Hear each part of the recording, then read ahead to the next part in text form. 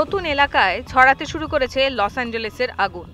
বৃহস্পতিবার সন্ধ্যা থেকে ওয়েস্ট হিলসে নতুন করে আগুন ছড়াতে শুরু করেছে বলে জানিয়েছে কাউন্টি শেরিফ রবার্ট লুনা। তার কথায় মনে হচ্ছে যেন পরমাণু বোমা ফেলা হয়েছে।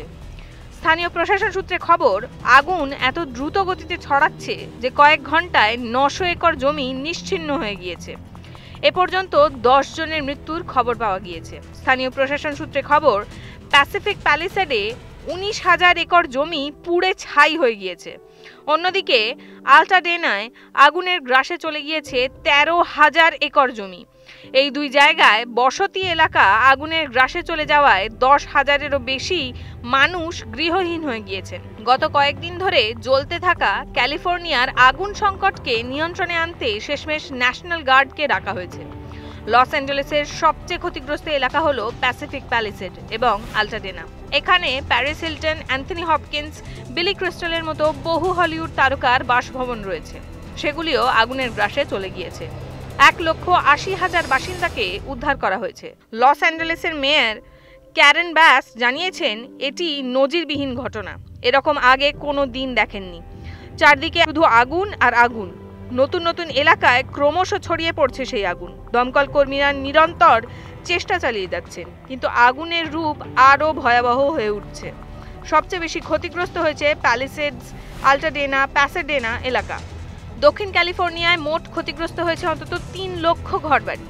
প্রায় 1 লক্ষ বাসিন্দা ঘরবাড়ি ছেড়ে পালাতে বাধ্য হয়েছে। মঙ্গলবার প্রশান্ত মহাসাগরের তীরবর্তী প্যালিসেডস এলাকায় প্রথম দাবানলের আগুন ঢুকে পড়ে। বুধবার বিকেলের পরে 3টি বড়সড় আগুন এগিয়ে আসতে থাকে শহরের দিকে। শুষ্ক ঝোড়ো হাওয়ায় আগুনের তীব্রতা আরও বাড়তে থাকে। লস অ্যাঞ্জেলেসের কোথাও কোথাও আগুনের হাওয়ায় গতিবেগ ছিল ঘন্টায় 100 কিলোমিটার বা তারও বেশি। বিলাসবহুল প্রাসাদ আর বাংলোয় সাজানো লস অ্যাঞ্জেলেস শহরের বহুলাংশ এখন পুড়ে ছাই হয়ে গিয়েছে। ফুরিয়েছে জল, বিদ্যুৎহীন বিস্তীর্ণ এলাকা। সাধারণত জুন এবং জুলাইয়ে দাবানলের ঘটনা ঘটে থাকে ক্যালিফোর্নিয়ায়। অক্টোবর পর্যন্ত তার জের থাকে, কিন্তু এবার ঘটনার ব্যতিক্রম লক্ষ্য করা গেল সেখানে। আর এখান থেকেই নানা রকম প্রশ্ন এবং সন্দেহের জন্ম নিচ্ছে।